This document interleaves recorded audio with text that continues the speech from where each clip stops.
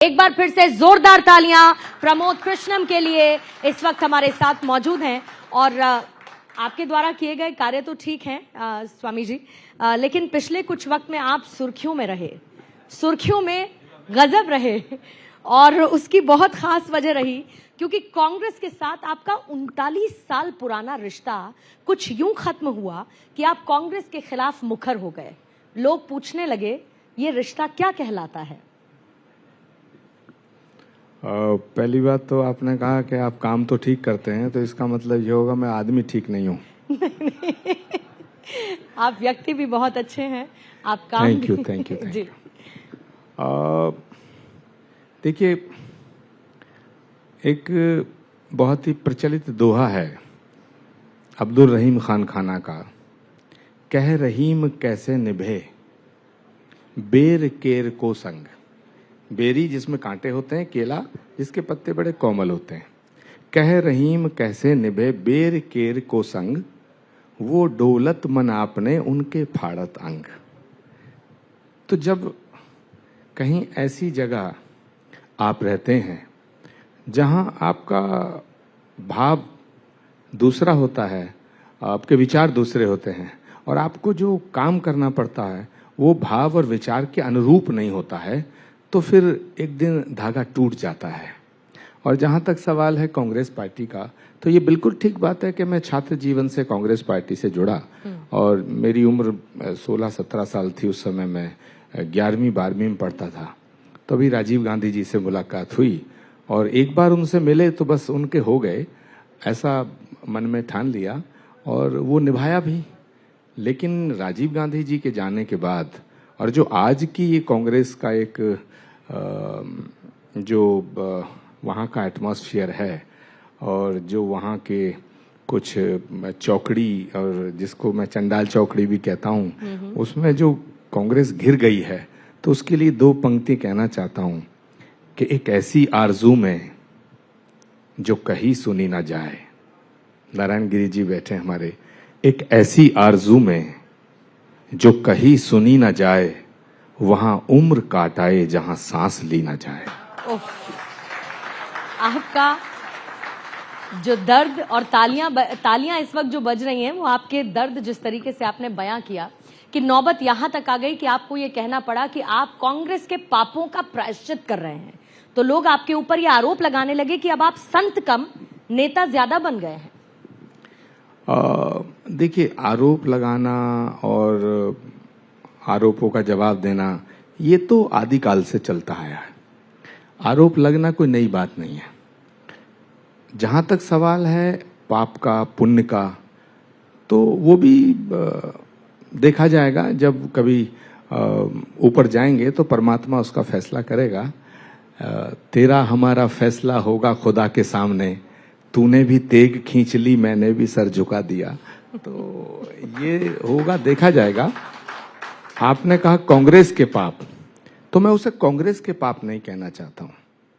कांग्रेस वो पार्टी थी जो महात्मा गांधी के रास्ते पे चलती थी। महात्मा गांधी का सिद्धांत क्या था? सत्य, अहिंसा, प्रेम, करुणा, दया, क्षमा, शीलता। महात्मा गांधी ने एक सपना देखा। वो सपना क्या था? राम राज्य का सपना। महात्मा गांधी भारत में रहने वाले प्रत्येक व्यक्ति को प्रेम करते थे और महात्मा गांधी के नेतृत्व में देश की आजादी की लड़ाई लड़ी गई।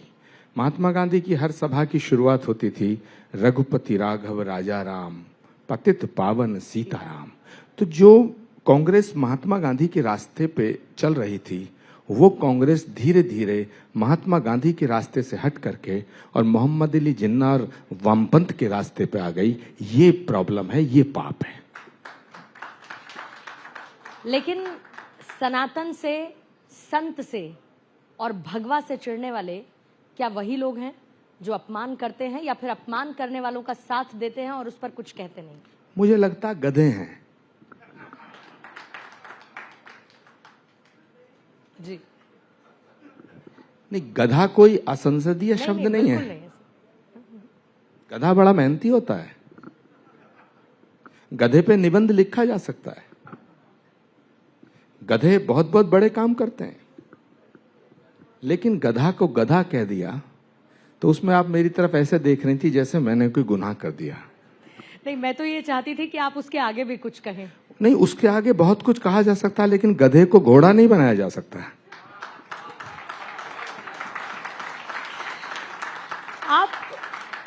आप उस पार्टी और उस पार्टी के लोगों की बात कर रहे हैं जिस पार्टी के आप थिंक टैंक के तौर पर जाने जाते रहे हैं।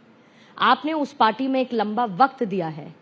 अचानक से ये अलगाव, अचानक से ये दूरी, ये सब कुछ राम मंदिर के वक्त से शुरू हुआ या उससे पहले से ही आपके मन में चल रहा था? नहीं, ऐसा नहीं है।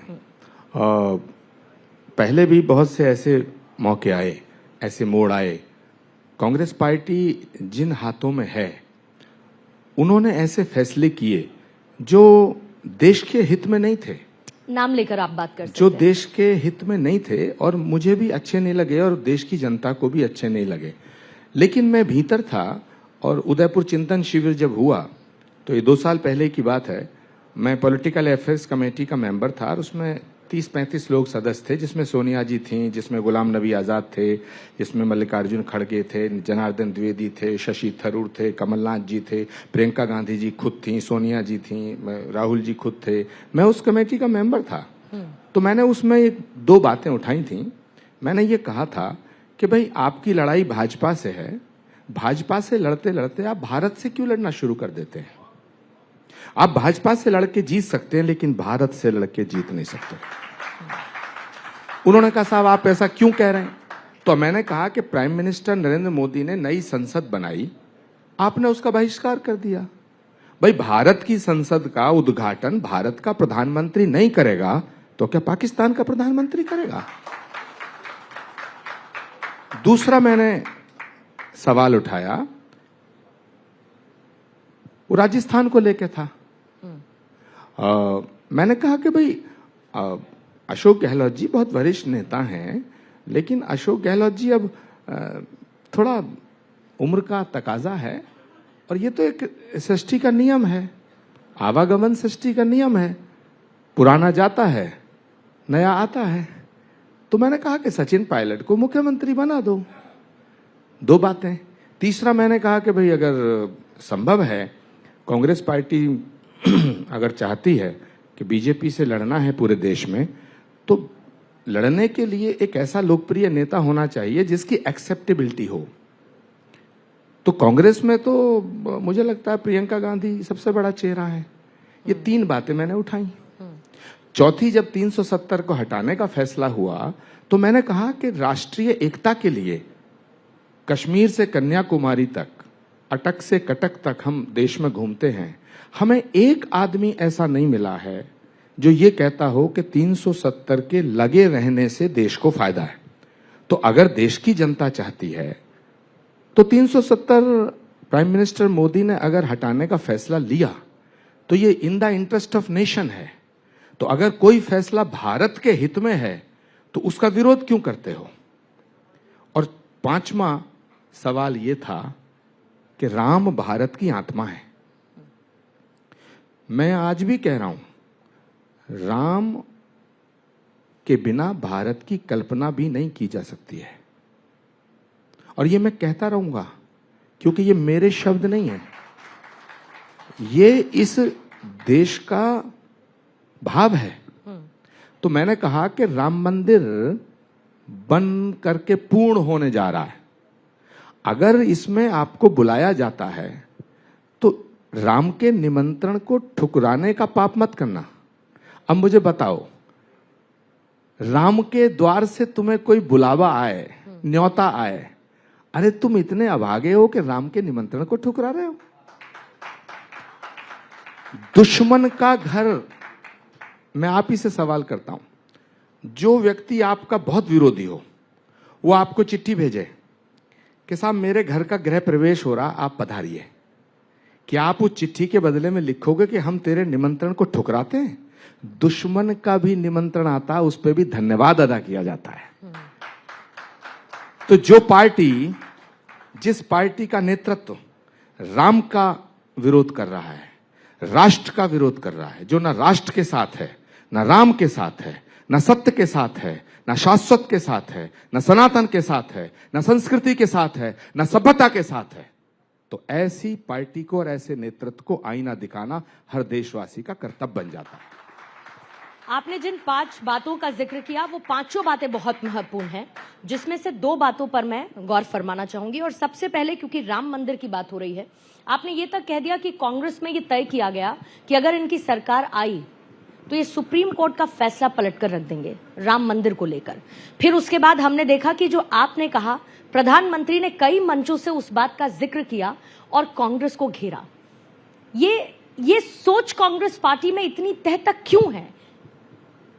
देखिए, गंभीर बात है। पहली बात, मैंने जो कहा कोई ऐसा नहीं है कि मैंने कोई मंगल ग्रह की बात कह दी हो। सुप्रीम कोर्ट के फैसले इस देश में पलटे गए हैं। शाहबानो का फैसला पलटा गया। अभी 2-3 महीना पहले सुप्रीम कोर्ट की 5 जजों की पीठ ने एक फैसला दिया कि दिल्ली सरकार में अधिकारियों के ट्रांसफर पोस्टिंग दिल्ली गवर्नमेंट करेगी। मोदी जी की सरकार ने पलट दिया। तो जब ये फैसले पलटे जा सकते हैं तो वो फैसला क्यों नहीं पलटा जा सकता है? जहां तक प्रधानमंत्री जी का सवाल है, अगर मैंने कुछ कहा और उन्होंने उस पर ध्यान दिया, उन्होंने पूरे देश के सामने वो विषय रखा, तो ये तो प्रधानमंत्री जी की विराटता कहिए या उनकी देश के प्रति बहुत बारीक नजर कहिए, इसमें क्या कहा जा सकता है? ऐसा थोड़ी है कि मैंने प्रधानमंत्री जी को कह दिया कि साहब मैं ये बोलने जा रहा हूं, आप कल ये बोल देना। क्या देश के प्रधानमंत्री जी के पास इतना समय है जो हम जैसे व्यक्तियों से रोज बात करें? नहीं, लेकिन आपके न्योते पर कल्की धाम पहुंचे प्रधानमंत्री, और आपके लिए वो एक अविस्मरणीय पल रहा होगा। देखिए, वो विषय दूसरा, ये विषय दूसरा है। बिल्कुल। भगवान जहां आया वो स्थान धाम बन गए, तीर्थ बन गए। तो मैंने प्रधानमंत्री जी से ये निवेदन किया कि भगवान राम के सारे काम आपके हाथों हुए हैं। अयोध्या में भगवान राम आए त्रेता में, कलयुग में जहां भगवान कल्की के रूप में आएंगे, भगवान राम ही कल्की अवतार के रूप में दोबारा धरती पे आएंगे। तो ये जो सतयुग से कलयुग का जो ये दौर है, काल चक्र है, तो भगवान जहां आया उसके काम भी आपने किए और जहां भगवान आएगा उसके काज भी आपके हाथों होने चाहिए। तो ये सत्य सनातन का जो सर्किट है, इसके सेतु आप बन जाएंगे। उन्होंने मेरे भाव को स्वीकार किया, कल्की धाम का शिलान्यास किया। कहा यह जाता है स्वामी जी कि जब मैं तो आपको भी आमंत्रित करता हूं, आप कल्की धाम आइएगा। जी, मैं आपको सबको आमंत्रित करता हूं। कैलाश जी मेरे सामने आए, जगदीश जी बैठे हैं, सबको आमंत्रित करता हूं। जी बिल्कुल। और नारायण गिरी जी बैठे हैं। और श्री कल्की धाम कितनी बार आए हैं? जी, कल्की धाम जब वहां पर प्रधानमंत्री जी पहुंचे तो हमारे यहाँ से महिमा पहुंची थी, मेरी सहयोगी, कवर करने के लिए, और बाकायदा उनसे बातचीत, और उन्होंने वो तस्वीरें भी हमसे साझा की थी। लेकिन जैसा कि मैं ये कह रही थी कि जब आप किसी से दूर जाते हैं तो उसकी एक वजह होती है कि आप किसी और के बेहद करीब जा रहे हैं। आप कांग्रेस से दूर हुए और प्रधानमंत्री मोदी के बहुत करीब हुए। लेकिन सबसे बड़ी बात ये कि अब आपने ये तक कह दिया कि महात्मा गांधी के बाद अगर कोई सेकुलर नेता है तो वो प्रधानमंत्री मोदी हैं। मतलब बीच में से आपने सबको हटा दिया, ऐसा क्यों? हमारे शास्त्रों में कहा गया है, प्रत्यक्षम किम प्रमाणम। प्रत्यक्ष को प्रमाण की आवश्यकता नहीं होती है। मुझे नरेंद्र मोदी जी का एक भाषण बताओ, एक स्पीच बताओ जिसमें उन्होंने ये कहा हो कि मैं हिंदुओं का प्रधानमंत्री हूं, जिसमें उन्होंने कहा हो कि मेरी सरकार की योजनाओं पर हिंदुओं का हक है, जिसमें उन्होंने एक जगह ये कहा हो, एक जगह, और बड़े जिम्मेदारी से मैं बात कर रहा हूं। और एक बात मैं आपको और बता दूं, कांग्रेस के कई फैसले ऐसे थे जिससे मेरा मन बड़ा दुखी था। मैंने कांग्रेस में रह करके सारे बड़े नेताओं से ये बातें की कि ये गलत फैसले हो रहे हैं। मुझे लगता है कि मुझे कांग्रेस छोड़ देनी चाहिए, लेकिन मैं छोड़ नहीं पाया। मगर भगवान राम के मंदिर की जब प्राण प्रतिष्ठा हुई, उसमें मुझे आमंत्रित किया गया। मुझसे कहा गया कि भाई पार्टी की लाइन है कि वहां नहीं जाना है। मैंने कहा भाई मैं तो जाऊंगा। जब मैं वहां गया तो आप लोगों ने मेरे इंटरव्यूज किए, मुझसे ये सवाल हुआ कि अगर आप यहां आए हैं, अयोध्या से वापस जाएंगे तो हो सकता है कांग्रेस आपके खिलाफ कार्रवाई कर दे, आपको निष्कासित कर दे। मैंने तब भी कहा, आज भी कह रहा हूं, राम और राष्ट्र के लिए एक बार नहीं 1000 बार निष्कासन मंजूर है, लेकिन राष्ट्र और राम पे समझौता नहीं किया जा सकता। और मुझे पार्टी ने निकाला, मैंने कांग्रेस नहीं छोड़ी। अगर मैं कांग्रेस छोड़ता तो आपका सवाल ठीक था कि मैं किसी के नजदीक पहुंच गया, किसी से दूर हो गया। अपन इस तरह के नहीं हैं। अपन तो हैं किसी के हो गए अगर रहे उसी के उम्र भर। अब कोई हमें निकाल दे तो हम क्या करें महाराज। और आज कैलाश जी बैठे, मैंने इनकी पार्टी अभी तक भी ज्वाइन नहीं करी है। और कोइंसिडेंस की बात है, प्रधानमंत्री जी पे सवाल किया आपने। जी, जी। मैं उसको पूरा करता हूं, गंभीर सवाल है। अगर मैं बीजेपी में होता और मैं नरेंद्र मोदी जी के बारे में ये सब कहता, तब बात दूसरी थी। मैं अभी भी बीजेपी में नहीं हूं जी। मैं बीजेपी का 1 रुपए का भी सदस्य नहीं हूं अभी तक। ना मेरे ऊपर मैंने कोई पद लिया है, ना कोई मेरी जिम्मेदारी है। मैं डंके की चोट पे कह रहा हूं कि भारत के प्रधानमंत्री के रूप में यदि नरेंद्र मोदी सेकुलर नहीं है तो फिर इस देश का कोई नेता सेकुलर नहीं है। नरेंद्र मोदी इस देश के बच्चे बच्चे का प्रतिनिधित्व करते हैं और उनका ख्याल रखते हैं। मुझे बताइएगा, उन्होंने कोविड की उस महामारी के दौर में क्या सिर्फ किसी कम्युनिटी को देख के सेवा की? गरीबों को अनाज बंटवाने का जो सिलसिला है, मैं देखा कि हिंदू मुसलमान, उन्होंने गांव गांव जो योजनाएं पहुंचाई, क्या उन्होंने कहा कि ये मुसलमानों को नहीं मिलेंगी? एक सवाल मेरा और है जो सारी विपक्षी पार्टियों से है और मुझे पीड़ा है। कुछ लोगों ने कहा साहब मुसलमानों को रिजर्वेशन देने की बात कर रहे हैं, राहुल गांधी जी कर रहे हैं, खड़गे जी कर रहे हैं, तेजस्वी कर रहे हैं, लालू जी कर रहे हैं, अखिलेश यादव कर रहे हैं। भाई मुसलमानों को आरक्षण देने की अगर आप बात कर रहे हैं तो ये इतनी बुरी बात नहीं है। संविधान में संशोधन करके किया जा सकता है, ठीक है। हालांकि संविधान धर्म के आधार पर रिजर्वेशन का अधिकार नहीं देता, लेकिन हमारे जो पिछड़े भाई हैं, हमारे जो दलित भाई हैं, उन भाई बहनों से बात करके उनके हक में से अगर मुसलमानों को आप देना चाहते हैं दे दो, क्योंकि मुसलमान भी इस देश का नागरिक है। और मैं ये बात आज भी कह रहा हूं, इस देश में पैदा होने वाला मुसलमान हिंदुस्तानी है, बाकी बात में उस पर शक नहीं किया जा सकता है। लेकिन उससे बुरी बात क्या है, ये कहते हैं हम मुसलमानों को आरक्षण देंगे, लेकिन जब सवाल किया जाता है तो उस पर टिकते नहीं, तो कहते हैं अगर मगर, मैंने नहीं कहा, मेरा बयान तोड़ दिया। ये ना हिंदू के हैं ना मुसलमान के हैं, ये सब दुकानदार अपनी दुकान के हैं। ये दुकान चलाने की कोशिश हो रही है और इसीलिए अलग अलग आंकड़े, एक तरफ एनडीए के लिए 400 पार का आंकड़ा है तो कांग्रेस कह रही है कि कोई मतलब ही नहीं ये आंकड़ा वो छू पाए। लेकिन और ये कोइंसिडेंस की बात है कि अब से थोड़ी देर पहले आपने बीजेपी आप गए नहीं हैं, इसका आपने जिक्र किया और कैलाश जी हैं, तो क्यों ना मैं ये सवाल आपसे पूछ ही लूं कि क्या भविष्य में आपका कोई इरादा है बीजेपी ज्वाइन करने का? मैं यहां से वापस कल की धाम पहुंचूंगा नहीं पहुंचूंगा ये मुझे पता नहीं, ये कैसे कह दूं कि कल मैं क्या करूंगा। दूसरी बात, बीजेपी वाले जब मुझसे कहेंगे कि साहब आप हमारे यहां आ जाओ तभी तो जाऊंगा, अपने आप कैसे चला जाऊं? अभी कैलाश जी ने कहा कहां है, अभी कहलवाइए ना इनसे, फिर मैं विचार करूंगा। कैलाश जी से मैं कहलवा दूंगी, लेकिन बीजेपी ने तो कहा है कि हमारे द्वारे सबके लिए खुले हैं। आप एक बात बताओ, आप तो पूर्णिमा जी, मेरे मित्र जितने इधर हैं उधर भी उतने ही हैं। तो सवाल इस बात का है, अभी आपने 400 पार और विपक्ष की बात की, बहुत इंटरेस्टिंग बात मैं कहना चाहता हूं। ये जो सारे के सारे इकट्ठे हो गए, जिसमें हमारी पुरानी पार्टी के लोग हैं, समाजवादी हैं, तेजस्वी जी की पार्टी है, स्टालिन की पार्टी है, ये सब एक हो गए।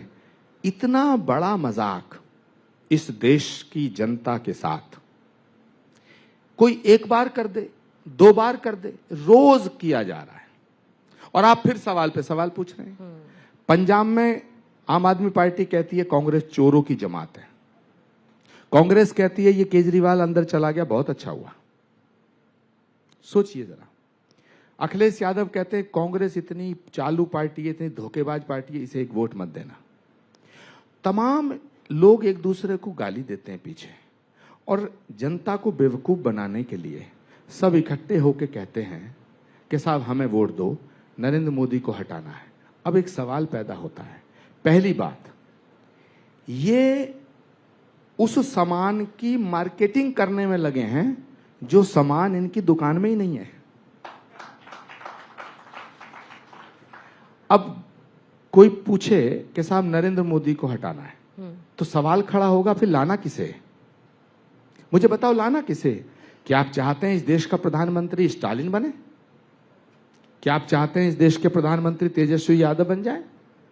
क्या देश की जनता स्वीकार करेगी इस देश के प्रधानमंत्री जो 30 सीटों पे, 40 सीटों पे, 50 सीटों पे, 20 सीटों पे लड़ रहे हैं, और कोई ईडी में फंस रहा है, कोई सीबीआई में फंस रहा है, किसी के ऊपर 1000 करोड़ का घोटाला, किसी के अंदर 5000 करोड़ का किसी के ऊपर घोटाला, कोई परिवार की परंपरा से नेता बनना चाहता है लेकिन बन नहीं पाया?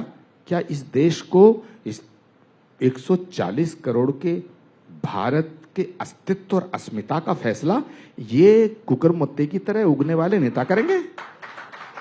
इस देश के भविष्य की बागडोर सशक्त हाथों में है, और देश की जनता 4 जून के बाद देखना, फिर तीसरी बार एक आवाज गूंजेगी 4 जून के बाद कि मैं नरेंद्र दामोदर दास मोदी तीसरी बार भारत के प्रधानमंत्री की शपथ लेता हूं। चलिए, ये 4 तारीख के बाद आवाज सुनने का मौका हमको मिलता है या नहीं मिलता है, लेकिन आपने हमें समय दिया प्रमोद कृष्णम जी, आपका बहुत बहुत धन्यवाद।